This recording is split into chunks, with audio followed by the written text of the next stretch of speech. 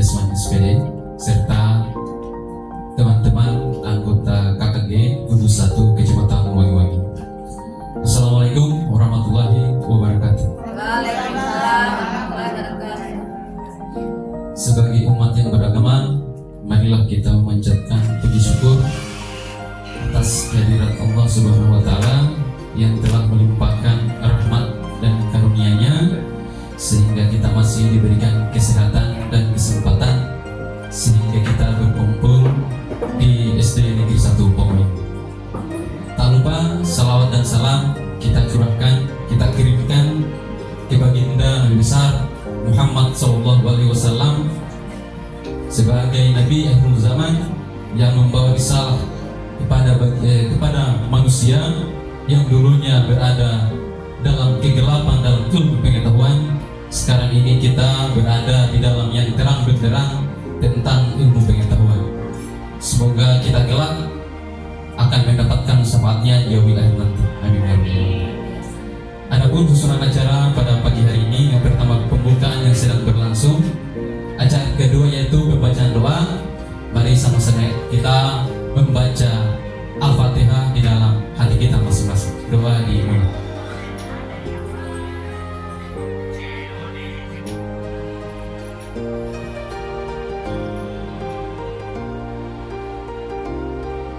Selesai.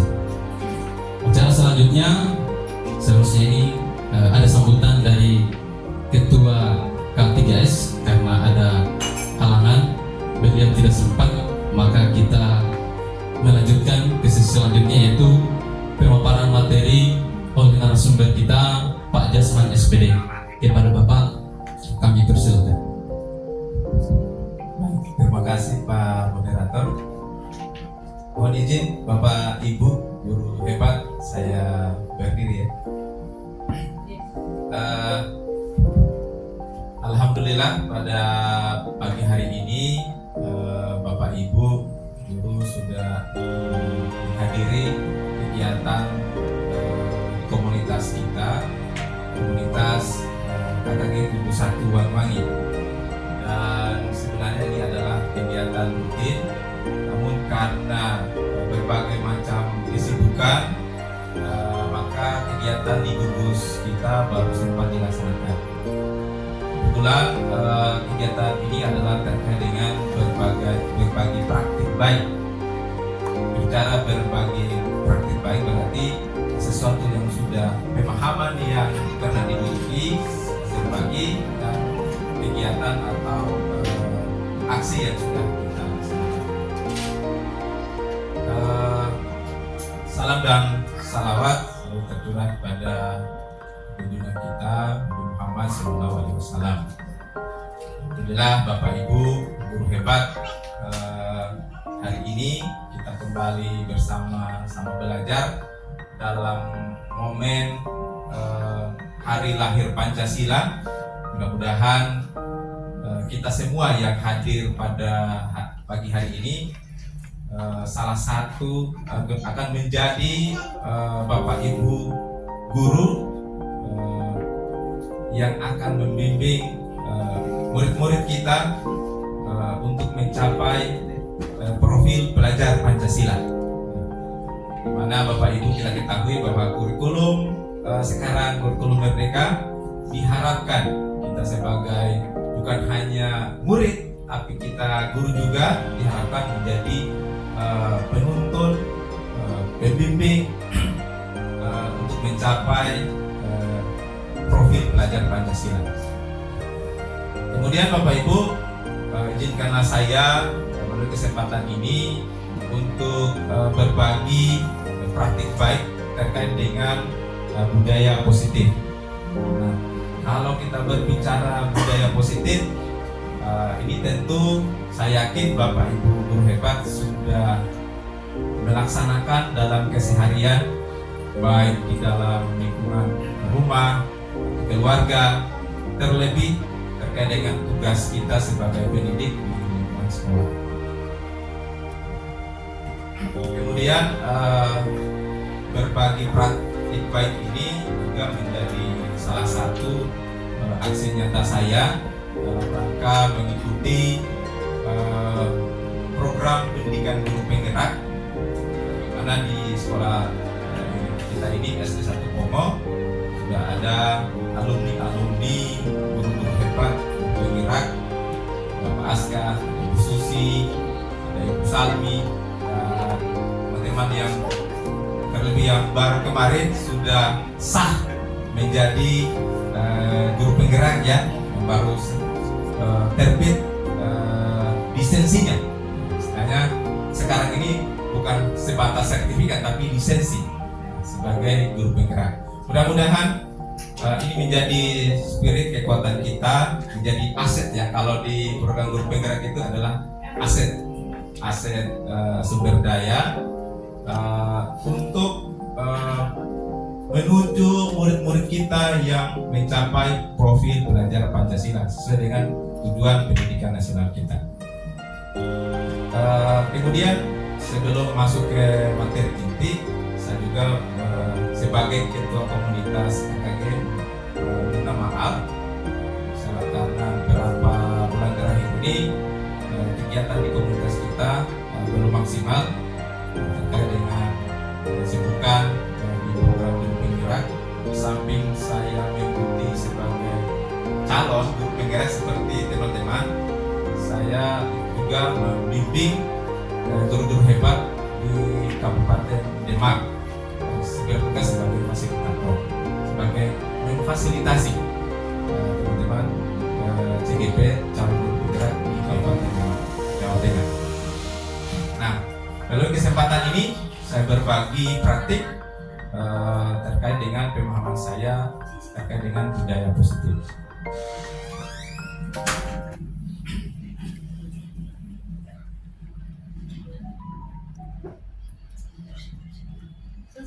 Baik Bapak Ibu, terkait dengan budaya positif, mungkin di narasi undangan sudah disinggung sedikit terkait dengan apa itu budaya positif. Terkait dengan konsep utama budaya positif ini, Bapak Ibu, di sini yang pertama adalah perubahan paradigma belajar. Kemudian ada disiplin positif. Kemudian ada kebutuhan dasar manusia. Selanjutnya ada motivasi perilaku manusia. Kemudian ada posisi kontrol restitusi.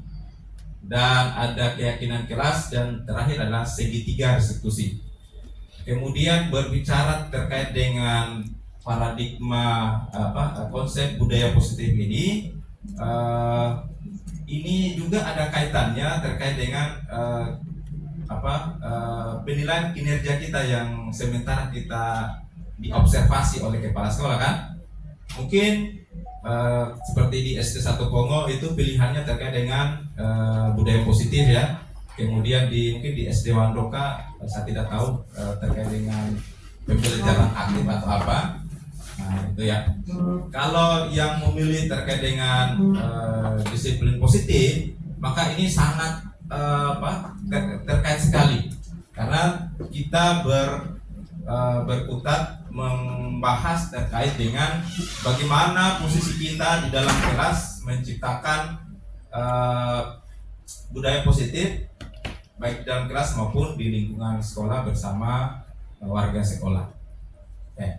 Jadi ini Bapak Ibu kita akan berbicara terkait dengan konsep utama ini, kurang lebih ada 7.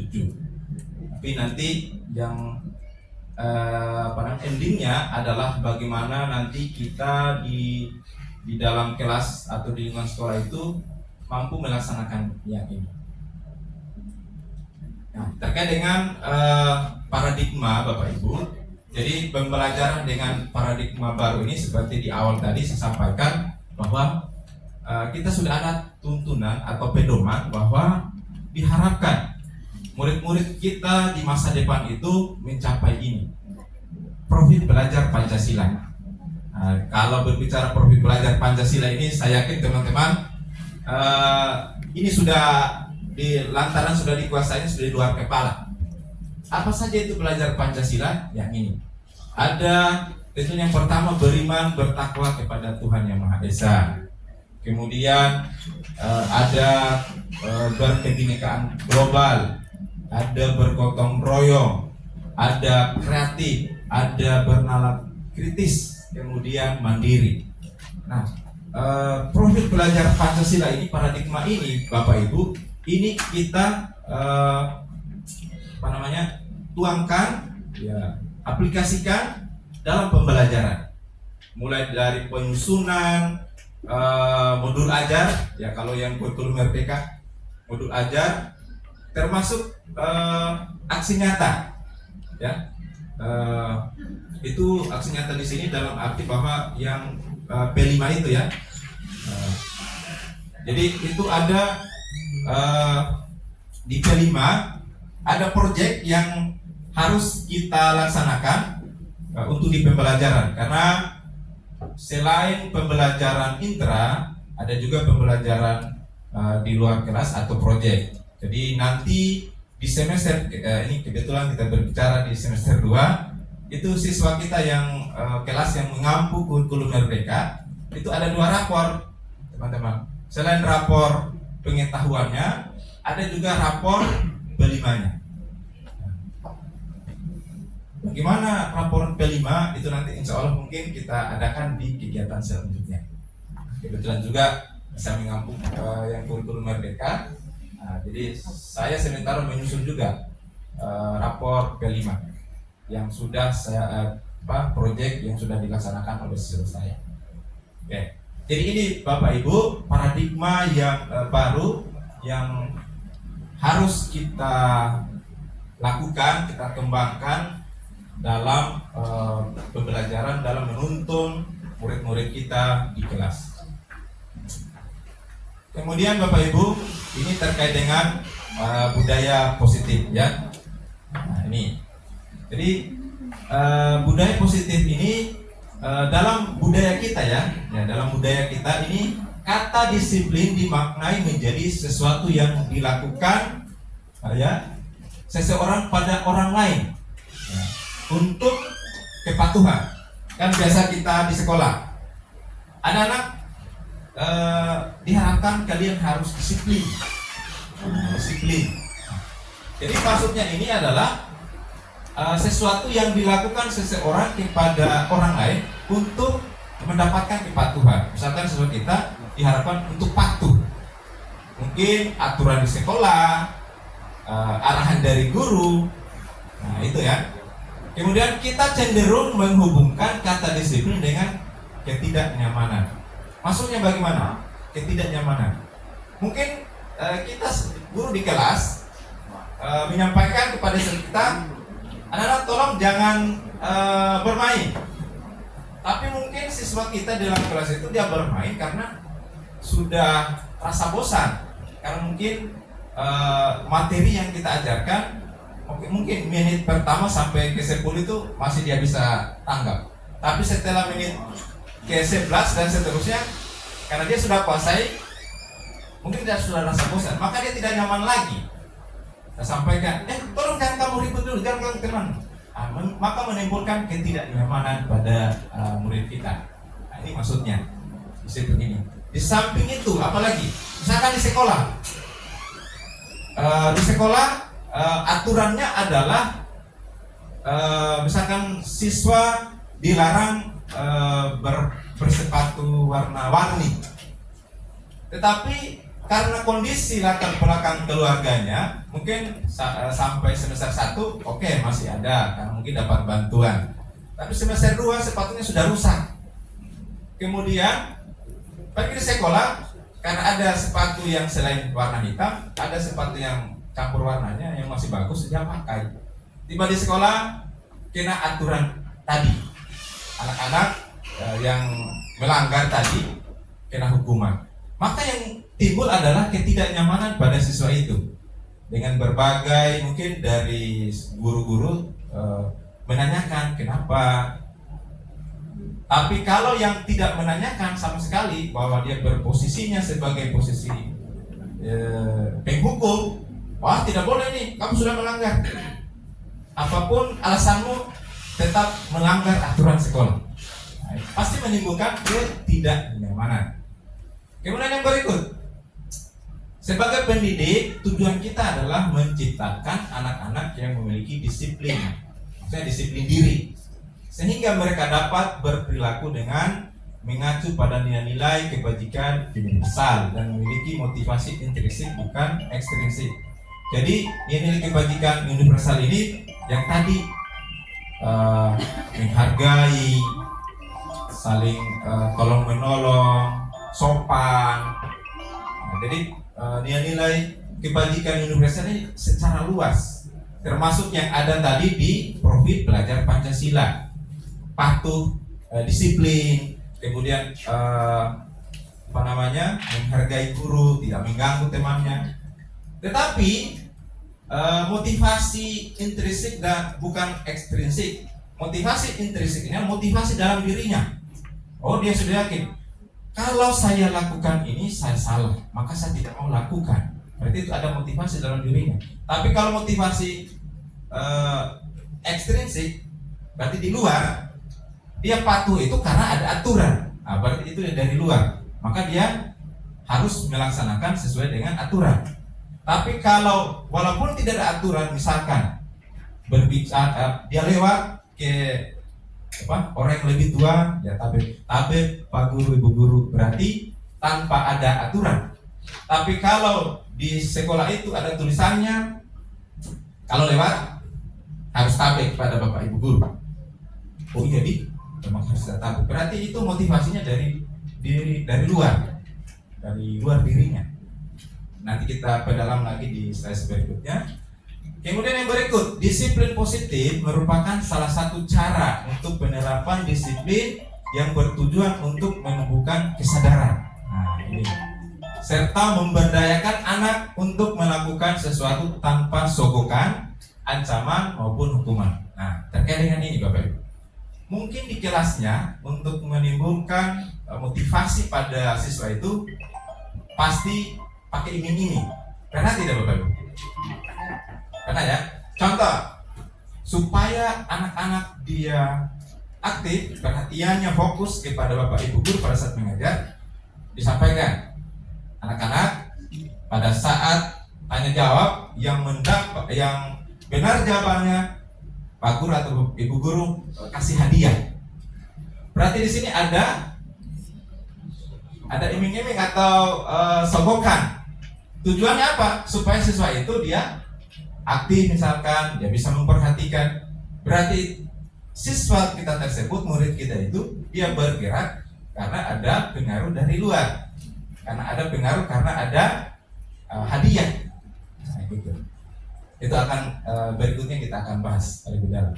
Nah, ini maksudnya disiplin positif. Tapi kalau dia betul-betul dia sadar, yakin bahwa dia datang di sekolah untuk menuntut ilmu supaya cerdas, supaya besok lusa ingin mencapai cita-citanya, maka tanpa ada hadiah pun dia akan fokus, dia akan belajar dengan sungguh-sungguh. Nah, itu maksudnya disiplin positif. Inilah yang akan kita bangun. Nah, saran kita adalah tujuan kayak tadi, paradigma yang tadi, yaitu sudah kita diharapkan mencapai profil belajar Pancasila. Dia bisa kreatif, dia bisa mandiri, dia bisa beriman, bertakwa, dia bisa berkolaborasi dengan temannya. Misalkan lagi kita bagi kelompok siswa kita, si A, si B, kita berbagai macam teknik pembagian kelompok. Tetapi siswa kita itu malas bekerja sama dengan dia. Berarti ada niat dalam dirinya, dia berontak, tidak mau berkolaborasi. Nah, inilah yang akan kita usahakan. Apapun dengan kelompoknya dia mampu berkolaborasi. Nah, itu. Selanjutnya Bapak Ibu. Nah, terkait dengan budaya positif tadi, maka terutama kita di SD ya, ini juga harus kita tahu kebutuhan dasar manusia itu seperti apa sih? Nah, di sini Bapak Ibu.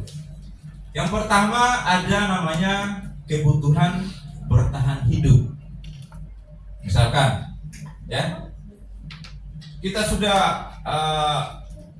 berkuar-kuar di dalam, kita menjelaskan tanpa sadar ada siswa kita yang mungkin lapar, tidak sarapan, maka pasti konsentrasinya tidak fokus. Nah, biasanya kan kalau kita di sini setelah apel, ya kita kebijaksanaan. Anak-anak yang belum sarapan, silakan sarapan dulu di kantin. Tujuannya itu supaya mereka mampu bertahan di dalam kelas karena kondisinya tidak lapar, bahkan ada yang bawa air minum. Nah, ini kebutuhan bertahan hidup. Kemudian yang berikut, kasih sayang dan rasa diterima. Kadang-kadang siswa kita di kelas itu tanpa ada sebab dia bikin gaduh. Tujuannya adalah untuk diperhatikan. Atau mungkin ada yang bertanya, Pak Guru, nah kita abai, sebentar dulu nak, sama saya bicara. Pak Guru. Dan pada akhirnya dia bikin sesuatu untuk mengalihkan perhatian kita. Nah, berarti dia membutuhkan ini, perhatian dan rasa diterima. Kemudian yang berikut, penguasaan. Nah, ini kebutuhan dasar kita, bahwa kita ingin ada sifat atau rasa ingin menguasai. Contoh, ingin menjadi ketua kelas, berarti ada rasa ingin menjadi pemimpin. Nah, tinggal kita bagaimana mengarahkan siswa kita, menuntun siswa kita, murid kita menjadi pemimpin yang seperti apa. Dan yang berikut, kebebasan. Nah, ini kebebasan juga. Kadang-kadang di kelas kita itu karena mungkin siswa kita rasa takut pada guru dan sampai dimarahi, maka kebebasan itu tertekan. Sedangkan kita inginkan siswa kita itu menjadi pelajar yang merdeka, tanpa dikekang, jadi merdeka belajar dan begitu. Dalam arti bahwa kita bukan menekan, tapi menuntun mereka bagaimana untuk belajar secara merdeka.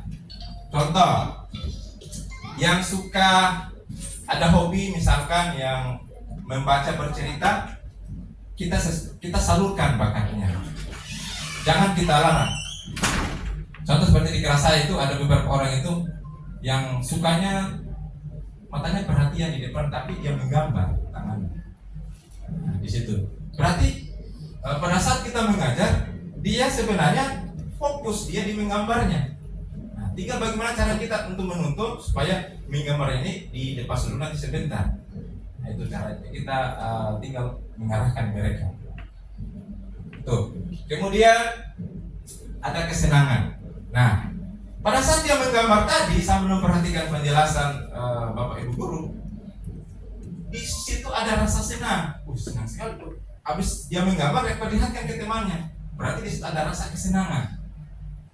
Nah, kebutuhan dasar ini, apalagi kita di SD, TK, bahkan bukan hanya kita di sekolah jenjang dasar, tapi di selanjutnya juga perlu kita memahami kebutuhan ini.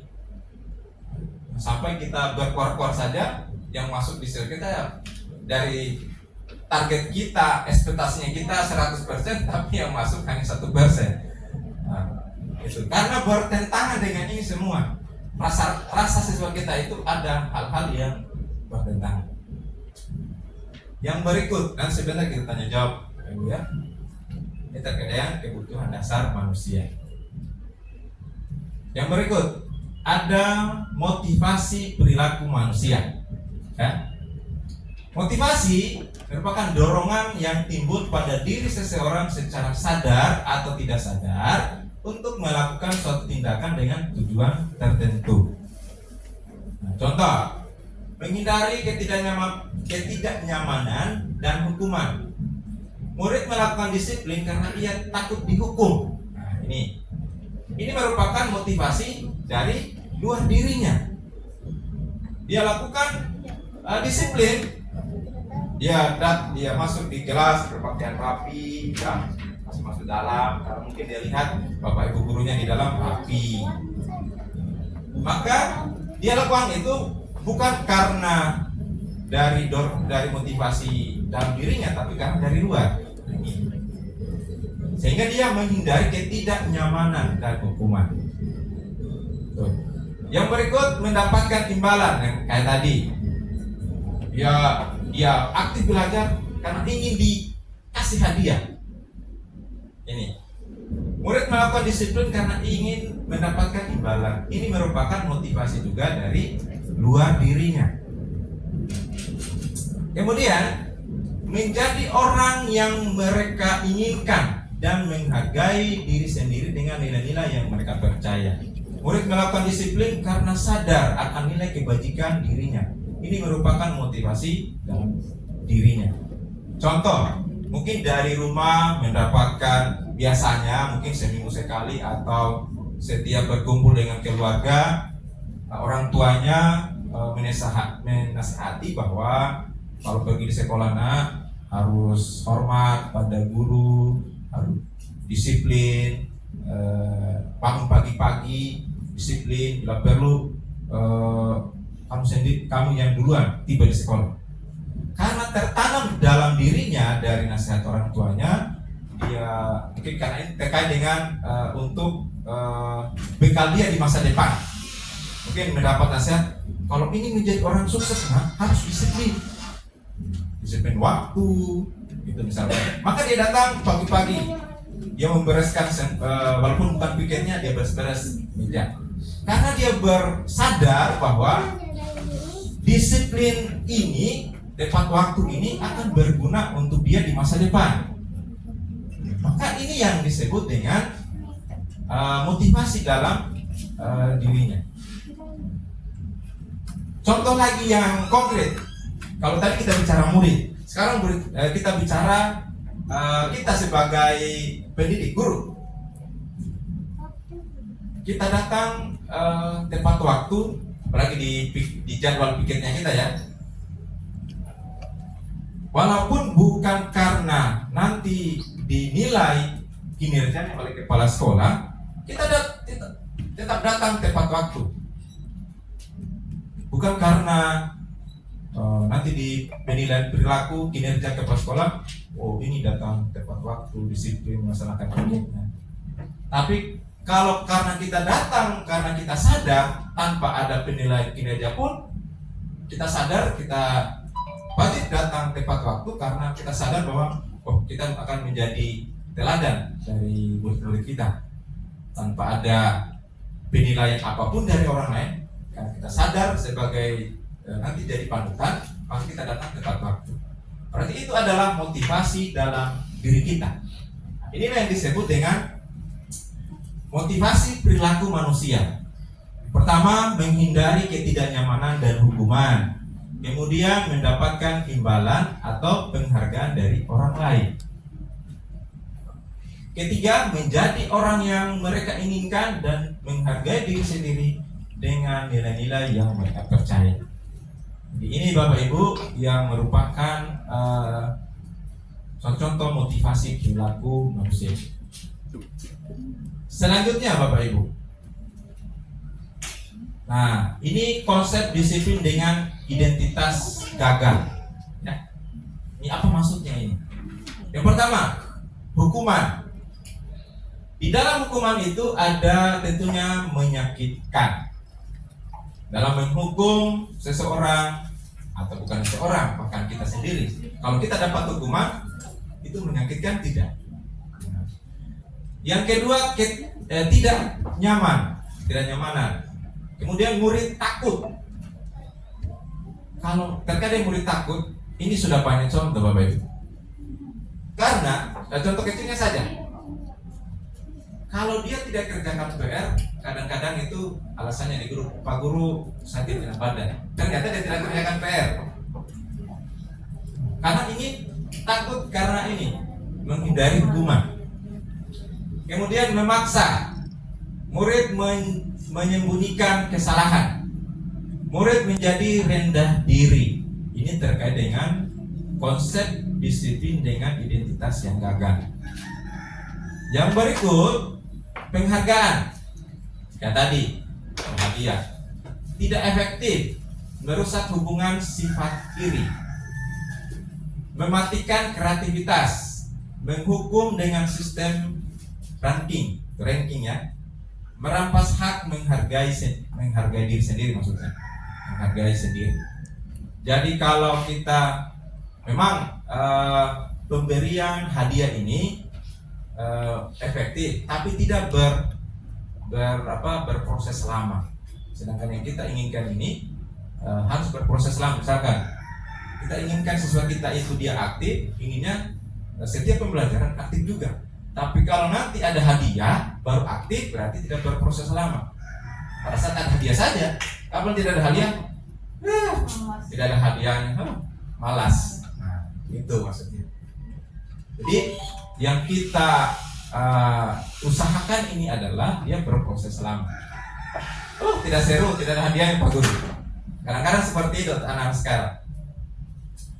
Kemudian yang berikut, inilah yang masuk dari konsep disiplin dengan identitas gagal. Nah, nanti sebentar kita diskusi, kita sharing. Kemudian konsep disiplin dengan identitas yang sukses. Bagaimana? Yang pertama ada namanya konsekuensi. Dia penguatan jangka pendek, perlu monitoring berkelanjutan, ada stimulus atau respon. Murid menghormati peraturan, kehilangan waktu untuk merenungi kesalahan. Ini kalau berbicara konsekuensi, sehingga murid kita itu, oh iya ya, tadi itu sebenarnya saya salah. Kemudian ada restitusi. Murid bertanggung jawab untuk perilakunya. Ya Pak Guru, tadi saya sadar, saya salah, maka saya akan bertanggung jawab. Misalkan dia robek bukunya teman 1 lembar atau berapa lembar, saya siap akan mengganti Pak Guru. Karena dia sudah mengakui bahwa dia salah, maka dia bertanggung jawab. Kemudian fokus pada pemecahan masalah jangka panjang. Misalkan kalau dia terlambat, bagaimana caranya kita membuat siswa kita, mengarahkan mereka untuk berrestitusi. Nah, sebentar kita bicara bagaimana itu restitusi, sehingga ini dia pemecahan masalahnya ini berlaku jangka panjang. Jadi misalkan dia terlambat, kita tanya, kita wawancarai, kenapa terlambat? Oh, karena tadi malam Pak Guru saya nonton bola sampai larut malam. Terus kira-kira kalau kamu begadang, bagaimana dampaknya? Terus sabang kepala saya dia oleng, pusing. Terus dampak yang lain, saya terlambat Pak Guru. Ini kalau baik-baik. Terus akibat yang lain selain itu, nah, kita jelaskan. Rusak kesehatan misalkan, maka dia akan sadar, oh saya tidak mau begadang lagi. Karena kalau begadang itu merusak kesehatan misalkan, maka dia berjangka panjang, dia usaha bagaimana supaya tidak begadang, supaya tidak terlambat lagi. Kemudian murid menghormati dirinya dan orang lain. Kemudian dari kontrol, dirinya memegang kontrol, bahwa siswa kita sudah ada rasa kontrol untuk dirinya. Ini kalau bicara terkontrol ini akan panjang ceritanya. Nanti suatu waktu kita bahas ini. Kemudian murid bersemangat memperbaiki kesalahan. Dari restitusi yang kita lakukan, maka murid juga merasa bersemangat untuk memperbaiki kesalahannya. Nah, bagaimana caranya supaya kamu tidak terlambat, nak? Pertama, tidak boleh begadang. Yang kedua, dia harus bangun pagi-pagi supaya mempersiapkan atribut sekolahnya, baru berangkat ke sekolah sebelum waktu apel misalkan. Jadi dia bersemangat memperbaiki kesalahannya, ada motivasi. Nah, inilah yang disebut dengan konsep disiplin dengan identitas sukses. Yang berikut Bapak Ibu, konsep disiplin pendekatan restitusi. Nah, ini yang saya maksud tadi. Jadi bagaimana cara untuk mendisiplinkan siswa kita, yaitu dengan pendekatan restitusi. Nah, sebuah cara menanamkan disiplin positif pada murid. Nah, apa itu restitusi? Nah, di sini teman-teman, restitusi itu adalah proses menciptakan kondisi bagi murid, ya, untuk memperbaiki kesalahan mereka. Di sini adalah kondisi kita menciptakan murid itu dia memperbaiki kesalahannya sendiri, sehingga mereka bisa kembali pada kelompok mereka dengan karakter yang lebih kuat. Jadi kalau sudah merasa salah dan ingin memperbaiki, maka di situ ada rasa percaya diri pada mereka, sehingga walaupun dia kembali ke kelas, dia tidak malu lagi. Kadang-kadang dihukum, dia lalu teman, tapi karena dia sudah merasa salah dan bertekad untuk memperbaiki dirinya, kalau kembali ke teman-temannya, disoraki dan sangat, tidak apa-apa, tadi kan sudah melakukan kesalahan, maka saya akan rubah. Kemudian berikut, restitusi juga merupakan proses kolaboratif yang mengajarkan murid untuk mencari solusi untuk kesalahan mereka dan membantu murid berpikir tentang orang seperti apa yang mereka inginkan dan bagaimana mereka harus memperlakukan orang lain. Ini yang kita usahakan. Ini yang susah Bapak Ibu, susah sekali. Bagaimana untuk membangun motivasi pada murid kita. Jangankan bicara dengan murid, kita saja kadang-kadang susah untuk mengontrol diri kita bermotivasi. Kemudian ciri-ciri restitusi. Jadi ini adalah pendapat atau teori dari para riset, ini Gosen sama Gelson Gosen. Kemudian ciri-ciri restitusi yang pertama, bukan menebus kesalahan namun belajar dari kesalahan. Saya tidak mau ulangi lagi, saya tidak mau lagi seperti pengalaman yang sebelumnya. Saya ingin yang lebih dari itu. Kemudian memperbaiki hubungan. Tawarkan bukan paksaan. Jadi kita tawarkan bukan memaksa mereka. Kemudian menuntun untuk melihat ke dalam diri. Ini kan yang jurusan psikologi ya. Karena kan kalau kita berkonsultasi itu kan kita diarahkan bagaimana ini yang mereka lakukan, restitusi. Kalau biasanya yang psikolog. Kemudian mencari kebutuhan dasar yang mendasari tindakan, fokus pada karakter bukan tindakan, menguatkan dan fokus pada solusi. Ini beberapa ciri-ciri restitusi. Kemudian ini ada perbedaan antara hukuman, konsekuensi, dan restitusi. Contoh kasus, murid sering tidak mengerjakan PR atau tugas. Ya. Nah, kalau hukuman, guru menghukum murid tersebut dengan hormat bendera selama 10 menit. Guru marah dan murid menjadi takut.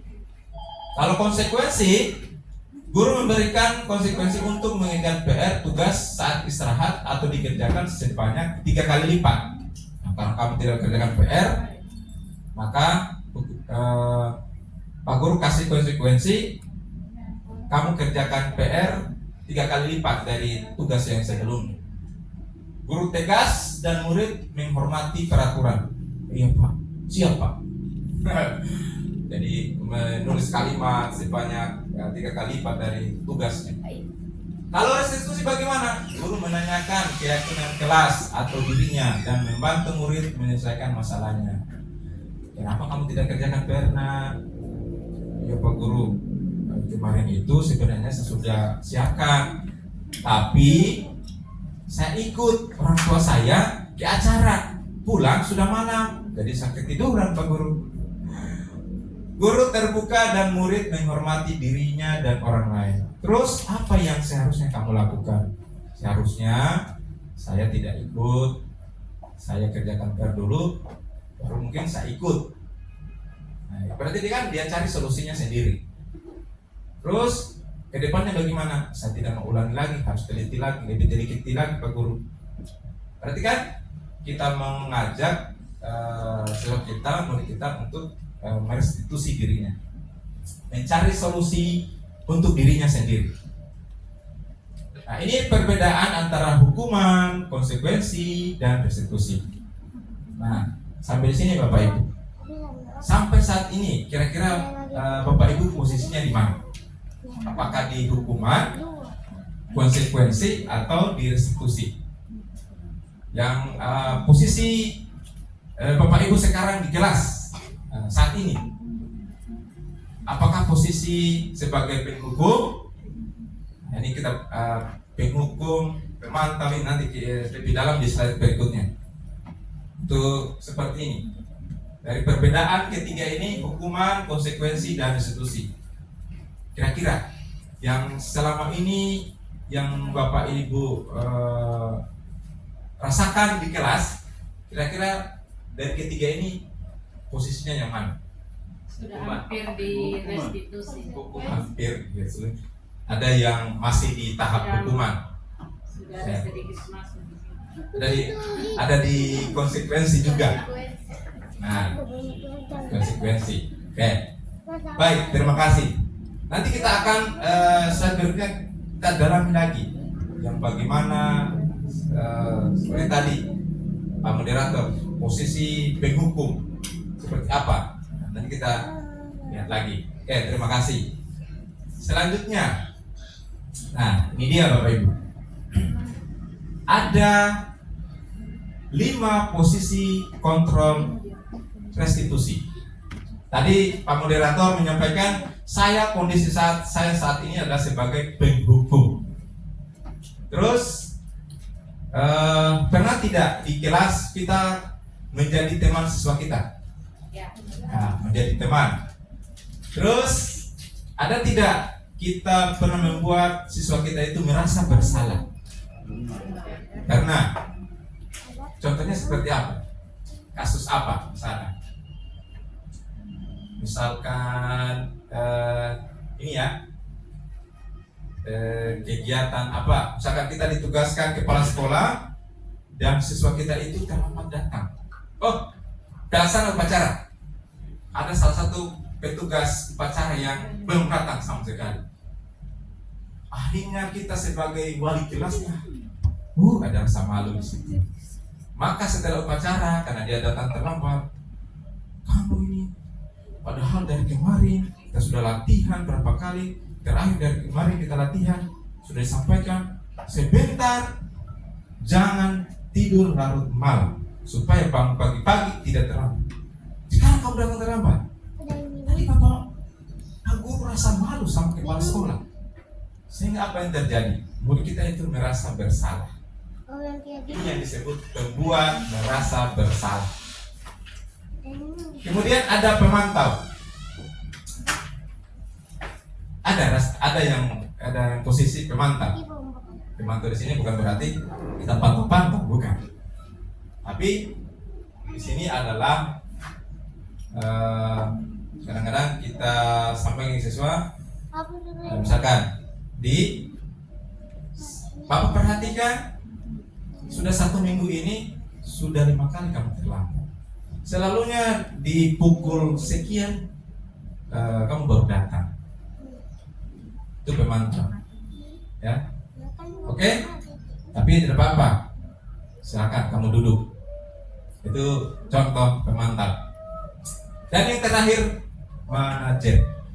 Ini yang ideal yang harus kita lakukan pada siswa kita. Kita memposisikan kita sebagai manajer. Nah, ini yang susah Bapak Ibu. Jadi ke-5 posisi kontrol ini idealnya kita sebagai guru yang ini. Tapi kadang-kadang posisi manajer ini akan susah kita lakukan kalau kondisinya tergantung kondisi. Contoh, kalau kondisinya dalam satu kelas seperti ini, tiba-tiba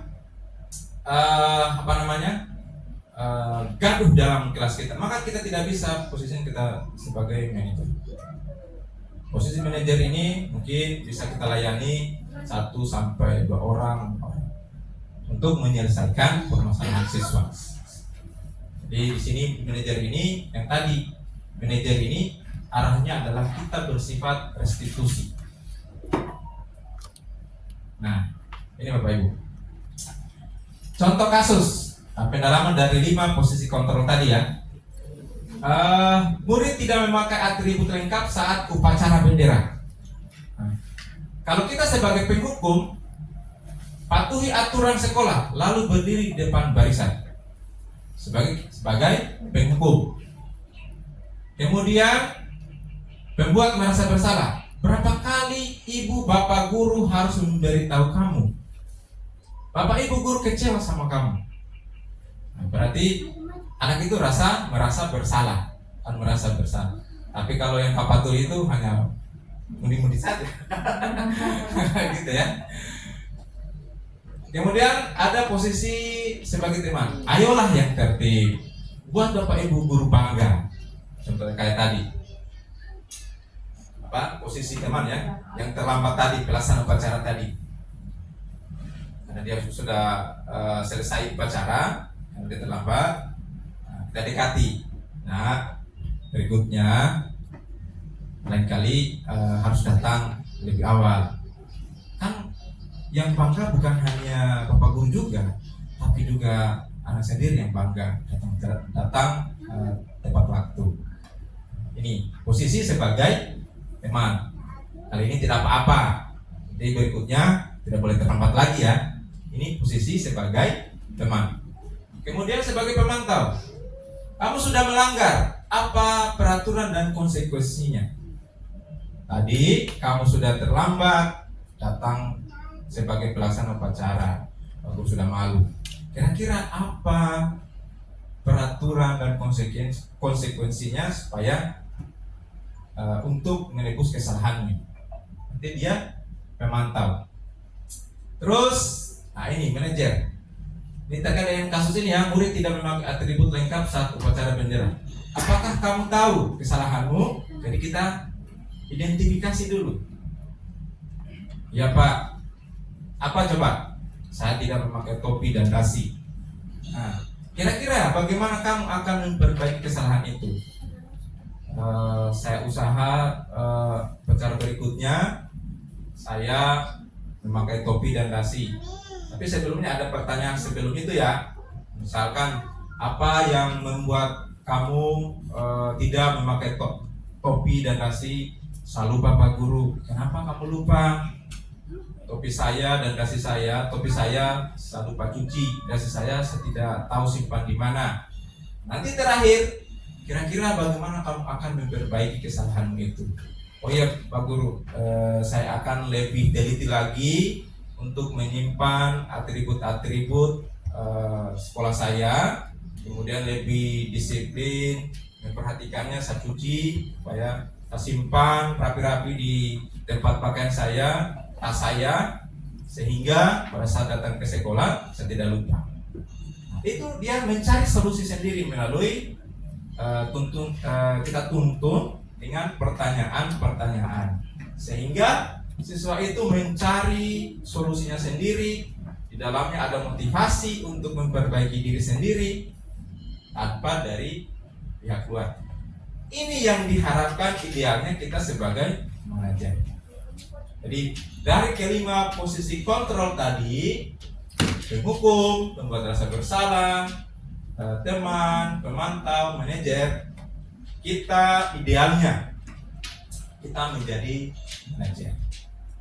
Itu ya. Terus dari sampai di sini mungkin ada pertanyaan. Walaupun ini sesinya belum pertanyaan, sebentar kita silakan. Saya Pak. Silakan, Pak Haji.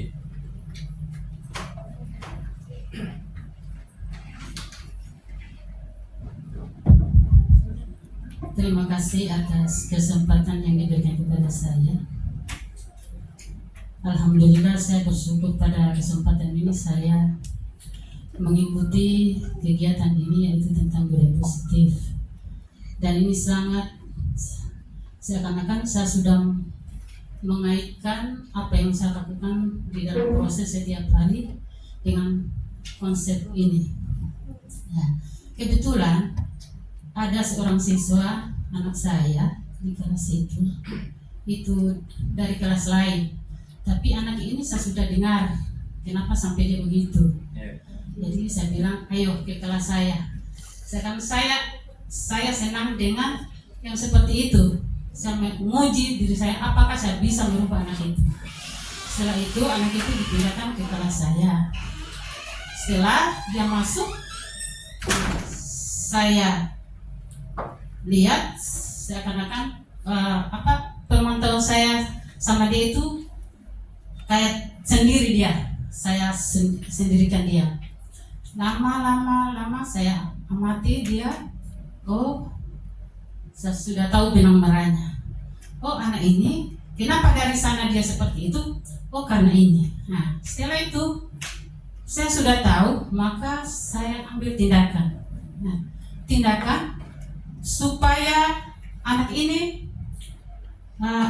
tidak ada lagi apa yang dilakukan di sebelumnya itu.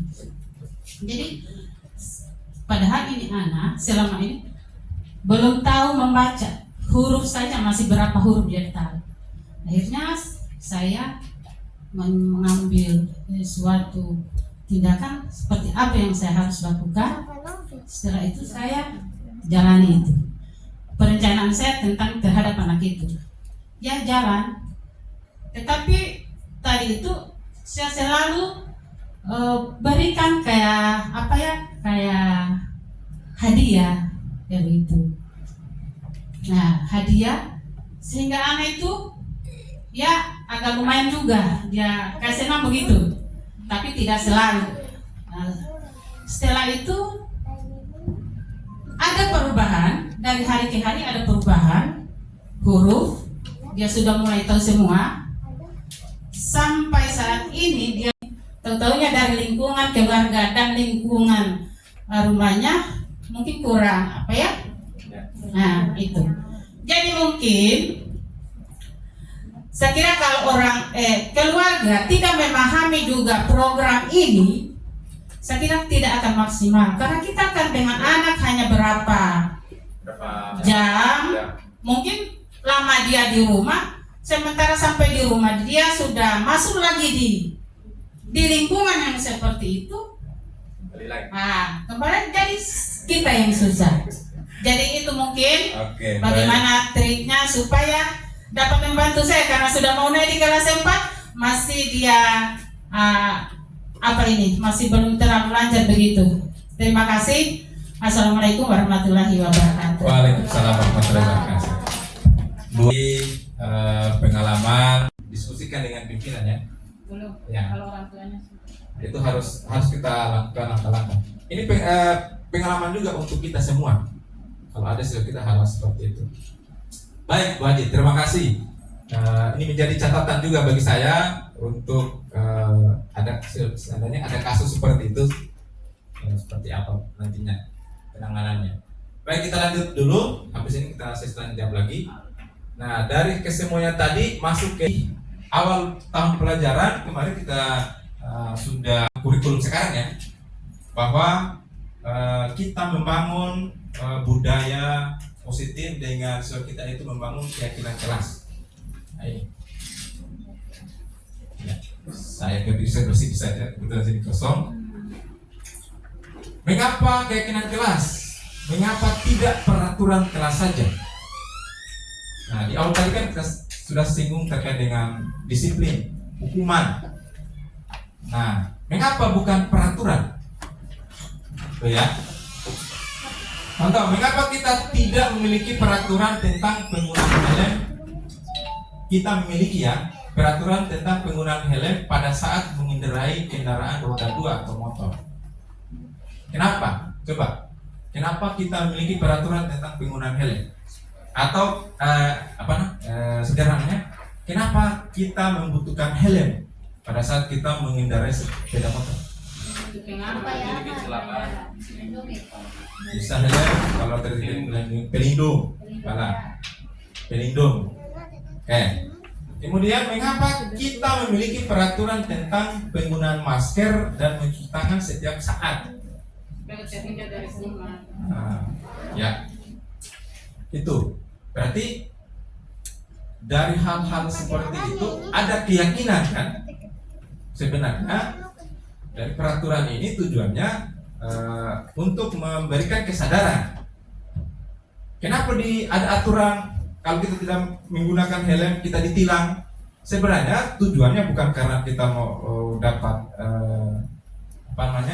hukuman, tapi tujuannya adalah untuk membangun kesadaran bahwa kalau kita mengendarai sepeda motor, kalau tanpa helm, kalau kita jatuh, pasti bisa berbahaya pada organ vital yang ada pada tubuh kita. Nah, itu maksudnya. Termasuk yang masker, cuci tangan. Kalau tanpa kita cuci tangan, kita langsung makan saja, itu potensinya adalah bakteri atau kuman bisa masuk ke organ tubuh kita sehingga menyebabkan penyakit. Kalau ada kesadaran seperti itu, tentunya tanpa ada peraturan seperti ini jalan. Nah, Bapak Ibu, terkait dengan keyakinan kelas, bukan peraturan kelas, itu tadi bahwa keyakinan kelas ini menjadikan siswa kita itu dia sadar, oh, di dalam kelas kita ini supaya belajar efektif, ya, kita tidak boleh ribut. Pada saat guru memberikan penjelasan, kita tidak boleh ribut. Kita harus berkolaborasi dengan teman. Saat diskusi kelompok misalkan, kita tidak boleh membeda-bedakan teman. Kita tidak boleh bicara sembarang, bicara kotor di dalam kelas. Kita harus berbicara yang sopan. Nah, ini adalah keyakinan kelas ini. Kita guru hanya memfasilitasi, kita menuntun, ya. Ayo kira-kira supaya kelas kita tertib, bagaimana caranya? Oh iya Pak Guru, saya usul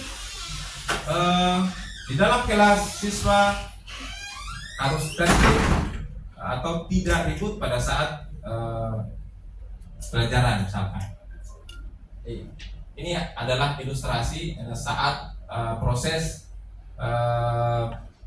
diskusi, ya, proses diskusi pembuatan keyakinan kelas. Saya menunjuk beberapa orang siswa yang bisa memandu teman-temannya secara bergiliran. Kalau dapat lagi sepakat lagi kesepakatan kelas yang 1-2 poin, gantian lagi kira-kira siapa lagi. Ini tujuannya apa? Supaya membangun rasa percaya diri pada mereka. Ada kolaborasi juga di dalamnya. Nah, misalkan seperti ini, ya, pada saat jam bahasa Indonesia. Nah, masuk kelas tepat waktu. Ini bisa diganti, mungkin bisa diganti dengan peraturan kelas utuh. Ini saya lakukan pada saat kelas bahasa Indonesia. Saling menghormati pada saat orang lain berbicara. Jadi, kalimat-kalimat sederhana. Berkata sopan dan santun, menjaga kebersihan, saling menghargai, saling menghormati, menjaga kenyamanan di kelas. Nah, saling menghormati, menghargai ini seperti apa? Misalkan, ya, kalau ada yang menulis jangan diganggu. Terus kenyamanan seperti ini maksudnya bagaimana? Kenyamanan bahwa pada saat diskusi kelompok lagi gaduh. Jadi nanti proses merumuskan keyakinan kelas ini diusahakan dari mereka, proses berpikirnya dari mereka. Kita tinggal memancing, memberikan pertanyaan-pertanyaan yang menuntun mereka bahwa ini maksudnya seperti apa. Kalau misalkan di kelas rendah itu ya agak susah, ya. Tinggal kita tuntun saja. Kalau kelas 1, kelas 2, kelas 3 sampai kelas 3 itu kita tuntun saja. Tapi yang penting kita melaksanakan ini keyakinan kelas. Kalau di pembelajaran orang dewasa namanya kesepakatan kelas. Tapi kalau di anak-anak ya keyakinan kelas, supaya mereka ada keyakinan bahwa kita masuk ke kelas itu tepat waktu. Jadi di rumahnya pulang, oh iya, ada motivasi dalam diri bahwa saya ini harus tepat waktu, ya. Karena di kelas, kita sudah sepakati. Lama-lama akan menjadi kebiasaan. Nah, ini yang disebut dengan keyakinan kelas. Mungkin awal-awalnya adalah ada motivasi dari luar karena sudah kesepakatan dari kelasnya, keyakinan kelasnya. Tapi lama-lama akan menjadi motivasi dalam diri siswa itu. Selanjutnya, bagaimana pembuatan keyakinan kelas? Yang pertama, lebih abstrak dari peraturan secara umum ya. Kemudian berupa pernyataan universal. Kemudian dibuat dalam bentuk positif. Kemudian sedikit saja agar mudah diingat. Artinya walaupun rumusannya panjang, kita cari kalimat yang agak ringkas sedikit supaya anak-anak lebih mudah ingat. Sesuai kondisi kelas dan sekolah agar mudah diterapkan. Semua warga kelas atau sekolah dilibatkan saat membuat. Nah, ini sudah agak luas ya. Misalkan tentang peraturan sekolah. Ya. Ini adalah beberapa langkah-langkah pembuatan keyakinan kelas. Kemudian yang berikut, nah ini masuk di segitiga restitusi. Nah ini yang berkaitan dengan posisi manajer tadi. Nah, seperti yang kasus Ibu Haji tadi, itu langkah awalnya kita bisa lakukan segitiga restitusi itu aja. Yang pertama, langkah pertama adalah menstabilkan identitas. Nah ini kalau misalkan ada yang buat kesalahan, kita menstabilkan dulu identitasnya. Kemudian memvalidasi tindakan yang salah. Jadi kita tanyakan validasi, identifikasi masalahnya. Misalkan kamu berbuat begitu pasti ada alasannya. Apa kira-kira alasanmu sampai kamu terlambat? Nah, maka dia akan menjelaskan. Kemudian kita menanyakan keyakinan. Kalau kita sudah membuat keyakinan kelas, kalau kita terlambat, terkait dengan masalah yang kamu hadapi saat ini, apa keyakinan kelas yang kamu yakini terkait dengan masalah saat ini? Ya Pak Guru, saya datang terlambat. Nah, berarti kan dia sudah ingat keyakinan kelas yang sudah dibangun adalah datang tepat waktu. Nah, ini disebut dengan segitiga restitusi. Jadi langkah-langkah untuk kita terapkan restitusi ada 3. Yang pertama, menstabilkan identitas. Misalkan begini, setelah dia kita validasi ya, kita menstabilkan, kita tanya, kemudian kita sampaikan betul yang kamu lakukan itu manusiawi. Pak Guru juga dulu pernah melakukan kesalahan seperti itu dan seterusnya. Kita berikan penguatan, itu menstabilkan identitas. Nah, ini ya contoh-contoh segitiga restitusi. Yang pertama, menstabilkan identitas. Setelah kita tanya, misalkan kenapa, apakah anak sekalian tahu kenapa Bapak panggil kamu ke sini? Tahu Pak. Jawab dan seterusnya. Baik, Bapak kira apa yang kamu lakukan sebenarnya juga pernah dilakukan oleh orang lain. Bapak juga dulu pernah tidak bersungguh-sungguh dalam belajar. Ini kalau misalkan kasusnya mereka bermain dalam kelas ya. Namun tentunya kalau kita berbuat salah harus diperbaiki ya. Ini dikategorikan sebagai menstabilkan identitas. Yaitu kita semua akan melakukan hal yang terbaik yang bisa kita lakukan. Ini disebut dengan menstabilkan identitas. Kemudian, validasi tindakan yang salah. Tanyakan, apa alasanmu melakukan hal yang tidak baik tersebut? Oh, alasannya apa Guru? Bla bla bla dan seterusnya. Adakah cara lain yang lebih efektif untuk mendapatkan atau memenuhi apa yang kamu butuhkan? Ini disebut dengan validasi tindakan yang salah. Langkah yang ketiga adalah menanyakan keyakinan. Baik, kalau sudah tahu bahwa itu salah, Selanjutnya Bapak ingin tahu, kelak kamu ingin menjadi orang seperti itu terus tidak? Oh, tidak mau Pak Guru. Apakah kamu sudah punya bayangan nanti kamu ingin menjadi seperti apa? Saya Pak Guru ingin menjadi orang yang disiplin, orang yang menghargai orang lain, dan seterusnya. Terus bagaimana komitmenmu untuk mewujudkan keinginan itu? Saya harus bangun lebih awal, mempersiapkan atribut sekolah saya, kemudian datang sebelum waktu apel. Berarti kan ada komitmen. Saya ingin memperbaiki. Rencana apa yang akan kamu lakukan untuk memperbaiki cara belajarmu di semester genap nanti? Harus lebih giat lagi, rajin membaca buku, bla bla bla dan seterusnya. Maka ini disebut dengan menanyakan keyakinan. Kita semua memiliki motivasi internal. Inilah yang disebut langkah-langkah segitiga restitusi. Begini, ini yang susah Bapak Ibu. Yang kita lakukan kebanyakan adalah sebagai penghukum, seperti yang disampaikan moderator tadi. Tapi kadang-kadang juga sebagai teman, dan kadang-kadang juga kita sebagai pemantau. Nah, yang manajer itu yang kadang-kadang susah kita laksanakan. Kalau kita berperan sebagai manajer, maka langkah restitusi ini harus kita laksanakan. Nah, ini ada tayangan video, mungkin ini contoh penerapan ya. Kemarin terkait dengan tugas aksi tugas terkait penerapan segitiga restitusi. Jadi kita disuruh bikin skenario. Jadi kita berlatih untuk membuat skenario segitiga restitusi terhadap di kelas, siswa di kelas.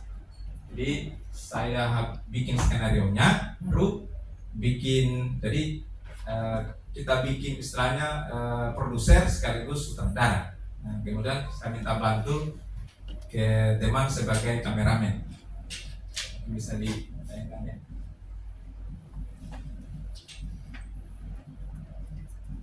Pasti Pak Guru mana besar ini teman-teman. Benar ya, saya bagus sekali. Jadi baru kali ini saya tidak memakai penelitian daerahku. Ya, saya juga takut. Oh iya teman-teman, beberapa kali tidak memakai seragam sentuhan daerah nih. Ini kronologi. Pakai sentuhan daerahku, aku lukanya tulis katanya. Oh, aku kemarin saat mencuci, aku cuci semua baju sudah tercuci. Rupanya baju itu ketinggalan. Saya juga lupa bensinnya. Akibat keenakan sih, mengikuti jalan keluarga. Akhirnya ada di seragam. Kok sampai ya?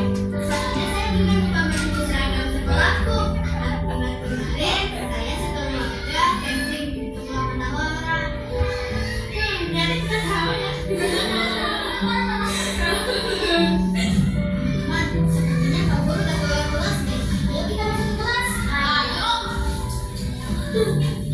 Ada bakat untuk bikinan drama. Nah, kalian dari mana?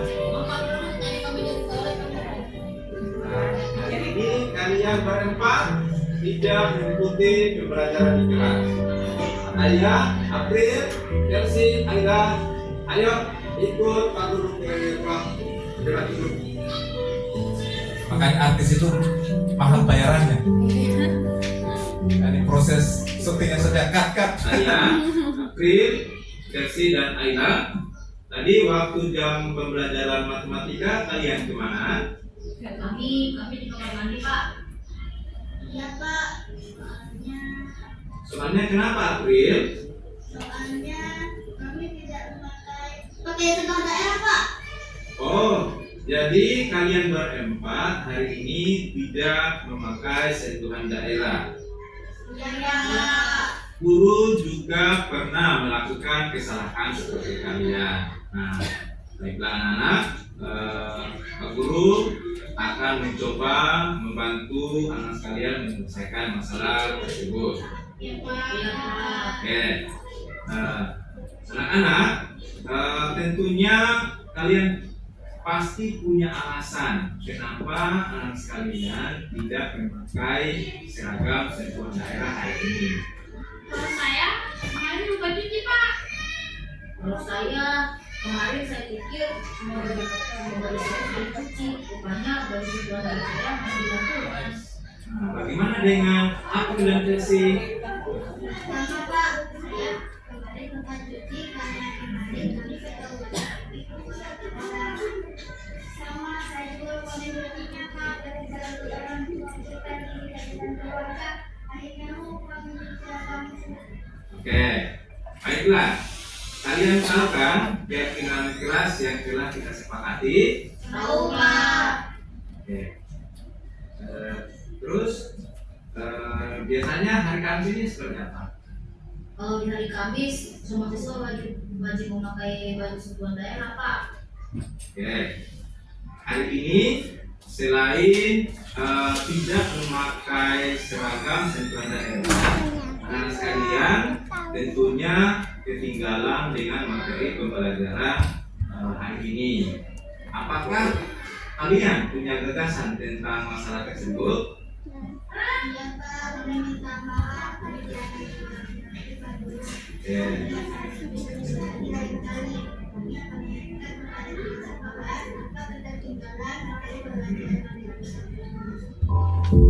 Baiklah, Pak Guru hargai niat dan usaha kalian untuk memperbaiki kesalahan yang telah kalian lakukan. Semoga kesalahan seperti ini tidak terulang lagi di hari-hari berikutnya dan kalian lebih teliti lagi dalam mempersiapkan seragam sekolah agar kalian tidak lupa lagi. Terima kasih. Nah, sekarang mas kalian silakan kembali ke kelas. Terima kasih, Assalamualaikum. Waalaikumsalam. Ada bakat dari pemain Jangan lupa ya, aktris dari pelajaran di temannya. Ya Pak. Oke, nah itu hanya ilustrasi ya bahwa pelaksanaan segitiga restitusi seperti itu jika ada siswa kita salah satu atau beberapa yang pada saat itu melanggar keyakinan kelas. Jadi bisa saja kita langsung tangani saat itu. Misalkan pada saat kita melakukan proses pembelajaran ada siswa yang bermain, kita perhatikan, kita tegur. Namun pada saat selesai pembelajaran kita panggil siswa tadi. Nah, kita lakukan restitusi. Tujuannya apa? Supaya siswa tersebut bisa memperbaiki kesalahannya dan berkomitmen atau bertanggung jawab ke depan, ya tidak lagi mengulanginya.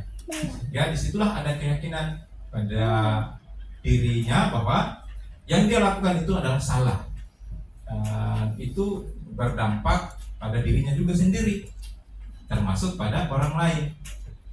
Jadi kalau dia sudah termotivasi suruh kembali ke kelas tadi, ini kalau misalkan tentunya kan guru sebelum pembelajaran dia mengabsennya, oh ada 4 orang yang tidak masuk, ada yang sudah melapor, Pak Guru saya lihat mereka dia pergi sembunyi di dalam WC.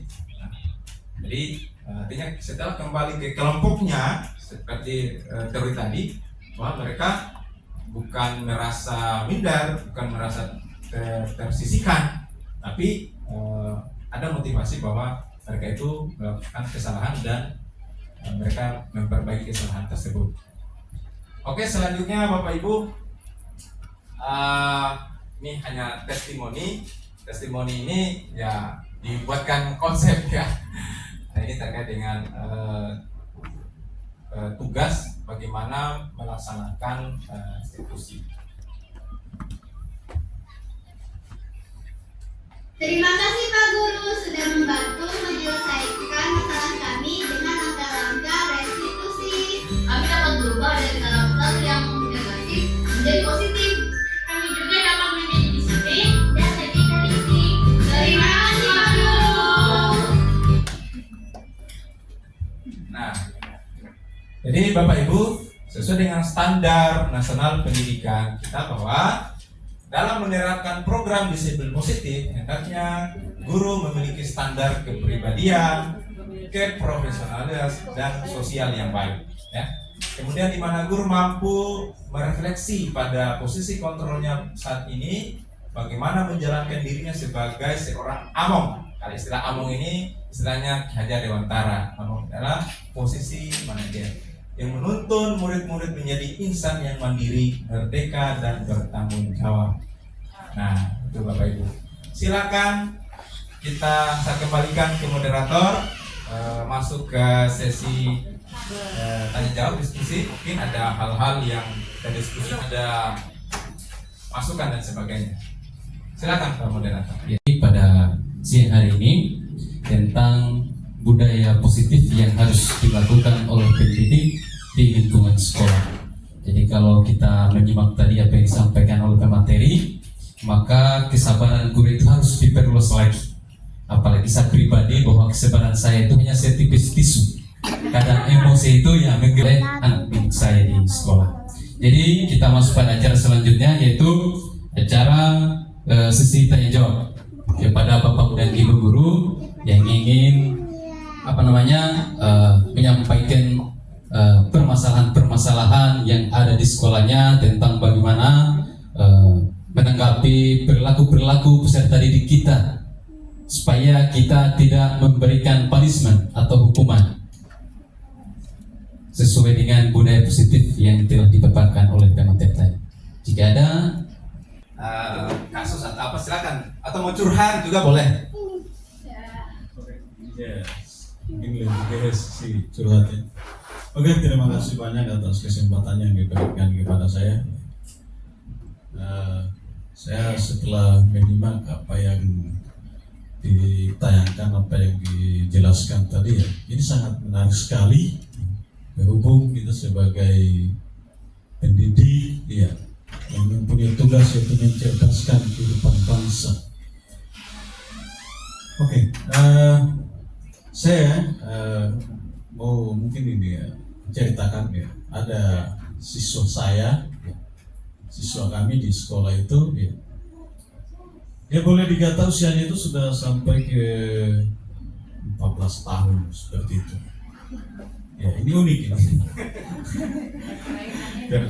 Bukan kelainan Bu, memang sudah begitu ya, kelebihan dari anak itu tersendiri. Ya, siswa saya ini ya, sampai usianya tadi ya, kehidupan